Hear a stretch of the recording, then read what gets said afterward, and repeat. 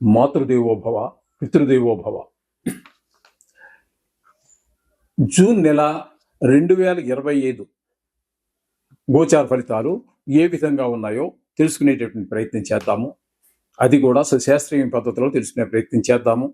ఇందులో నా కల్పనను కానీ, నా పైత్యం కానీ, నా కవిత్వం కానీ ఏమీ ఉండదండి. శాస్త్రం ఎంతవరకు ఉందో అంతవరకే చెప్పడం జరుగుతుంది. ఇందులో మిమ్మల్ని ఇంప్రెస్ చేయడానికి, మీ మెప్పు పొందటం కోసం ఎవరో మీ జీవితంలో ప్రవేశిస్తారని, మీరు కోట్లు సంపాదించేస్తారని ఇట్లాంటి పనికి మాలిన మాటలు ఏవి నేను చెప్పనండి. అలాగే కొన్ని గ్రహాల ప్రతికూలత ఉంటుంది, సహజం. కాబట్టి దాన్ని బూచిగా చూపించి మిమ్మల్ని భయభ్రాంతులు చేసే ప్రయత్నం కూడా ఏమీ ఉండదు. ఇది కేవలము గోచార ఫలితాలు మాత్రమే. ఇది నిష్ణాతుడైనటువంటి శాస్త్రకారుడు చెప్తే ఒక 10 నుంచి 15% ఉంటుంది. తదుపరి ఫలితాలన్నీ కూడా మన వ్యక్తిగత జాతకం మీద ఆధారపడి ఉంటాయి. ఆ వ్యక్తిగత జాతకానికి ఈ గోచార ఫలితాలు అనుసంధానం చేసుకుని చూసుకోవాల్సి ఉంటుంది.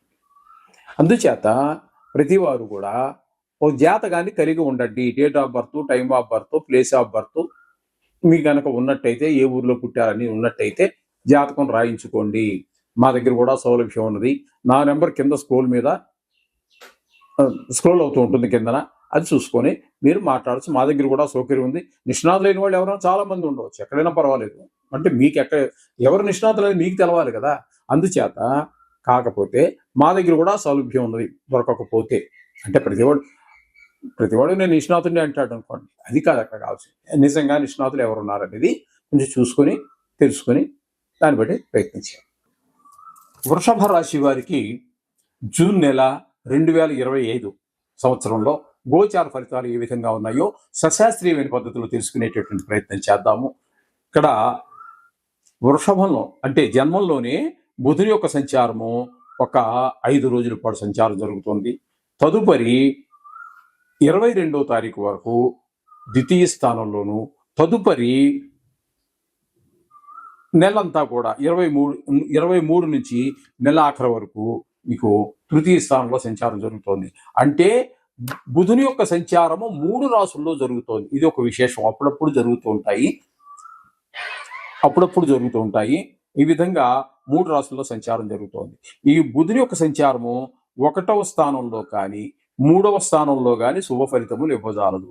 1వ స్థానంలో ఒక 5 రోజులు, 3వ స్థానంలో 23 నుంచి అంటే 7 రోజులు, 8 రోజులు, అంటే 8, 13 రోజుల పాటు మీకు శుభ ఫలితములను ఇవ్వజాలడు. ద్వితీయ అంటే జన్మంలో ఉన్నప్పుడు చిన్నపాటి అనారోగ్యాలు, కొన్ని చెడు ఆలోచనలు, ఏ పనిలోనూ ముందుకు వెళ్ళలేకపోవటము, కొంచెం ధనానికి, ఆరోగ్య విషయంలోనూ ఇబ్బంది పెట్టేటటువంటి పరిస్థితి ఉంటుంది. తదుపరి 2వ స్థానంలో ఒక 27వ తారీఖు వరకు అంటే ఒక 17 రోజుల పాటు అక్కడ మీకు అనుకూలమైనటువంటి ఫలితాన్ని ఇవ్వబోతున్నారు ద్వితీయ స్థానంలో. అప్పుడు ధనానికి లోటు ఉండదు. అలాగే పిల్లలు కుటుంబంలో అంత ఆహ్లాదకరమైనటువంటి పరిస్థితి ఉంటుంది. అలాగే మాటలో కూడా సౌమ్యం ఉంటుంది. ఈ విధమైన ఫలితాలన్నీ బుధుడు మీకు ద్వితీయ స్థానంలో అంటే మిథునంలో సంచరించే రోజుల్లో ఆ విధంగా ఫలితాలు ఇస్తారు. మళ్ళీ తృతీయంలోకి వచ్చిన తర్వాత ఆయన మనకి అందరి యొక్క సహాయ సహకారాలు మనకు తెలిసిన వాళ్లే కాదు, తెలియని వాళ్లే కాదు, ఎప్పటి నుంచో పరిచయం ఉన్నవాడు కూడా చిన్నపాటి సహాయం చేయడానికి కూడా ముందుకు రారు. ఈ విషయాన్ని గమనించుకోండి. అందుచేత ఈ విధమైనటువంటి 3 రాసుల్లో 3 రకాలైనటువంటి ఫలితాలను మనకి బుధుడు ఇవ్వబోతున్నారు. ఇకపోతే రవి గురించి మనం చెప్పుకోవాలి అన్నట్టయితే, రవి జన్మంలోనే అంటే వృషభ రాశిలో ఒక 14 రోజుల పాటు జన్మంలో, తదుపరి నెలంతా కూడా ద్వితీయ స్థానంలో సంచారం చేస్తున్నారు. ఇన్ని కూడా 2 రాసుల్లో సంచారం. ఇక్కడ మీకు ఏమవుతుంది అంటే జన్మంలో కానీ ద్వితీయంలో కానీ సుఫలితములు ఇవ్వజాలరు రవి భగవానుడు. ఇక్కడ 14లో ఉన్నప్పుడు అనారోగ్యానికి సంబంధించినటువంటి విషయాల్లోనూ, మనకి ఆలోచన విధానంలోనూ, ప్రవర్తించే విధానంలోనూ తేడా కనిపించి, ఇక ద్వితీయ స్థానంలో ప్రవేశించిన తరువాత కొంచెం ఆ ధనాదాయం తగ్గేటటువంటిది, కుటుంబంలో ఆహ్లాదకరమైన పరిస్థితి లేకపోవటము, మాటలో కఠినత్వము, ఇట్లాంటి అన్ని కొన్ని గుణాలు బయటపడుతూ ఉంటాయి ద్వితీయ స్థానంలో రవి యొక్క సంచారం.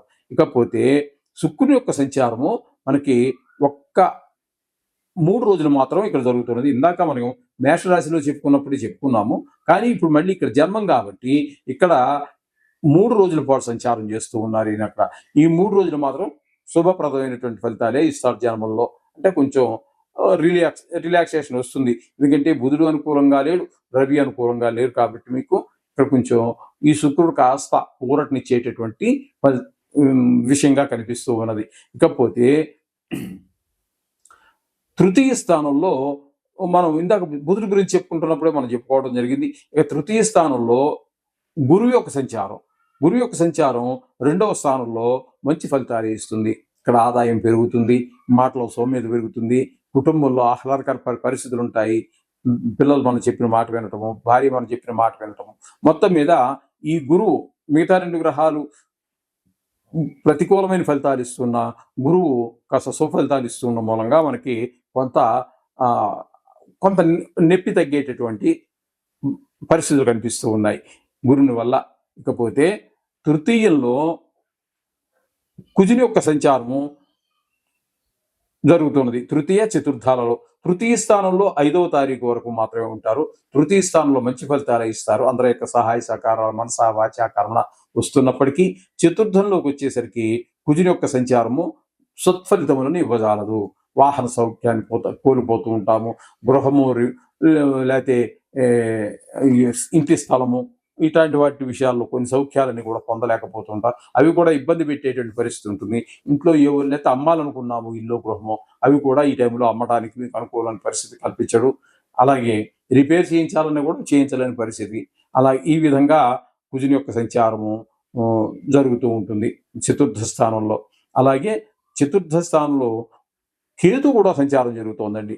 ఈ మొత్తం మీద ఈ కుజుడు కేతు కుజవతని ఒక నానుడు ఉన్నది. ఆయన కూడా ఈ చతుర్థ స్థానంలో ఉన్న కారణంగా రియల్ ఎస్టేట్ వ్యాపారులకి, ఇల్లు కొనాలనుకునే వారికి ఏ విధమైనటువంటి తోడ్పాటు ఉండదు. మొత్తం మీద వారు రియల్ ఎస్టేట్ రంగం వారికి చాలా ఇబ్బందికరమైన పరిస్థితులు 2 గ్రహాలు కూడా కనిపిస్తూ ఉన్నాయి. అది కూడా ఆయన కేతు ఇచ్చే ఫలితాలు కూడా కుజుడిచ్చే ఫలితాల్లాగే ఉంటాయని నానుడు కూడా ఉన్న కారణంగా మరింత ఇబ్బందికరమైనటువంటి పరిస్థితులు ఉంటాయి. ఇక దశమ స్థానంలో రాహుగ్రహ సంచారం జరుగుతోందండి. రాహుగ్రహ సంచారం కూడా దశమ స్థానంలో శుభ ఫలితములను ఇవ్వజాలడు. వృత్తిపరమైన ఇబ్బందులు ఉంటూ ఉంటాయి. కాకపోతే చిన్న మనకి మినహాయింపు ఏంటంటే ఒక్కొక్కసారి సడన్ గా ఎందుకనో పైకి తీసుకెళ్తాడు. బాగా వ్యాపారం జరుగుతుంది 2-3 రోజులు, 5 రోజులు, 6 రోజులు. లేకపోతే వృత్తిపరంగా మనకి 2-3 రోజులు ఎవరో చాలా మంది చాలా బాగా చేసేవా అనే అవకాశం ఉంటుంది. మళ్ళీ వెంటనే కిందకి దిగిపోయే పరిస్థితి కూడా కనిపిస్తుంటాడు, ఫాల్ డౌన్. మరి అప్పట్లో మిగతా రోజులన్నీ ఏదో నెలలో 2-3 రోజులు బాగుంది అని చెప్పి మిగతా రోజులన్నీ బాగలేవు, వ్యాపారం అయితే సరిగా నడవట్లేదు. ఇది మరి మనం అనుకూలమైన ఫలితంగా చెప్పుకోక్కర్లేదు. కాకపోతే ఆయన స్వభావం అలా ఉంటుంది కాబట్టి చెప్పుకోవాలి, అంతవరకు జరుగుతుందండి. ఇకపోతే ఏకాదశ స్థానంలో శని భగవాన్ యొక్క సంచారము చాలా అద్భుతమైన ఫలితాన్ని ఈ వృషభ రాశి వారికి ఇవ్వబోతున్నారు. ఆయన ఏకాదశి స్థానంలో ఉన్నారు కాబట్టి ఆయన ఇంట్లో వారి సోదరుల యొక్క సహాయ సహకారాలు అంతాయి, ధనార్జన బాగుంటుంది. అలాగే ఏదైనా వ్యవహారం మొదలెట్టినట్టయితే ఏ వ్యవహారం అన్నా కానివ్వండి దాంట్లో మీకు శని భగవానుడు అత్యంత శుభప్రదమైనటువంటి ఫలితాలు ఇచ్చి దాన్ని పరిపూర్ణం చేయగలుగుతారు. ఈ విధమైన ఫలితాలన్నీ కూడా మీకు ఏకాదశి స్థాన శని భగవాన్ యొక్క సంచారం వల్ల కలుగుతూ ఉన్నాయి. ఇకపోతే ఇంకా శుక్రుడు గురించి మనం మొదటే చెప్పుకోవడం జరిగింది. జన్మల్లో మనం ఒక 3 రోజులు మాత్రం ఉన్నారు, అక్కడ మనకి సుఫలితాలు ఇస్తారు. వ్యయస్థానంలో 27 రోజులు సంచారం చేస్తూ ఉన్నారు. ఆ 27 రోజులు కూడా వ్యయస్థానంలో కూడా సుఫలితాలు ఇచ్చేటటువంటి ఏకైక గ్రహం ఏదైనా ఉందంటే అది శుక్రుడే. కాబట్టి ఇక్కడ ధనం ఖర్చు అవ్వకుండా ఉండటానికి మీరు మోక్షానికి మార్గానికి ఏవో ప్రయత్నాలు వేసుకుంటూ ఉంటారు. వయసు అయిపోయిన వారికి అనుకూలమైనటువంటి ఫలితాలు ఇస్తూ ఉంటాడు. అలాగే మనసంతా చాలా సంతోషంగా ఉంటుంది. భార్యాభర్తల మధ్య అనురాగం పెరుగుతుంది. ఇట్లాంటి చాలా శుభప్రదమైనటువంటి ఫలితాలు ఏ స్థానంలో ఉన్నప్పుడు, జన్మస్థానంలోకి వచ్చిన తర్వాత ఒక 3 రోజులు మాత్రమే ఉంటారు. ఆ 3 రోజులు కూడా మంచి ఫలితాలే ఇస్తూ ఉన్నారు. జన్మల్లో కూడా మనసంతా హాయిగా ఆనందంగా బాగుంటుంది. ఈ విధమైన ఫలితాలన్నీ కూడా మనం వృషభ రాశి వారికి చెప్పుకోవాల్సి ఉన్నది. మొత్తం మీద ఈ వృషభ రాశి వారికి శుక్రుడు అలాగే బుధుని యొక్క సంచారం మాత్రం ఒక్క ఈ 8 రోజులు, కుజుని యొక్క సంచారం ఒక 5 రోజులు, ఈ విధంగా రాహు శని భగవాన్ యొక్క అనుకూలత మనకి చెప్పుకోవాల్సి ఉన్నది. మొత్తం మీద 2 గ్రహాలు పరిపూర్ణమైనటువంటి శుభఫలితాలు ఇచ్చిన, మిగతా గ్రహాలు పాక్షికంగా శుభఫలితాలు ఇస్తూ ఉన్నాయి. ఈ విధమైన ఫలితాలని మనం చెప్పుకోవాలి. ప్రతికూలంగా ఉన్నటువంటి గ్రహాల యొక్క అనుకూలత కోసం మీరు ఖచ్చితంగా ఈ నవగ్రహాలకు సంబంధించినటువంటి ఏదో ఒకటి చేసుకున్నట్టయితే వాటి దోషాన్ని మీరు పోగొట్టుకోవడానికి అవకాశం ఉన్నది. ఇది నేను చెప్పినవనే కాదండి, మిగతా జ్యోతిష సోదరులు కూడా చెప్తూ ఉన్నారు. దానికి అక్కడికి వెళ్ళండి, ఇక్కడికి వెళ్ళండి అని చెప్తున్నారు. అక్కడికి వెళ్ళినా లేకపోతే ఏ దేవుణ్ణి పూజించినా ఏమి తప్పు లేదండి. అన్ని దేవుళ్ళు ఒకటే, ఏకో విష్ణువు ఏకం సత్ విప్రాహ బదావంతి. కాబట్టి ఏ దేవుణ్ణి పూజించినా కూడా మంచిదే. కానీ కొంతమంది దేవుడని వాళ్ళు ఎందుకు చెప్తున్నారంటే దీనికి సంబంధం ఉన్నటువంటి వాటిని చెప్తున్నారు. అది కూడా ఆచరించదగినదే, కాదని కాదు. నవగ్రహాలు అనేటటువంటి కేవలము ఈ గ్రహ దోషాలకు సంబంధించింది కాబట్టి ఇది చేసుకున్నా మంచిదే. ఓకే, శుభం భూయాత్.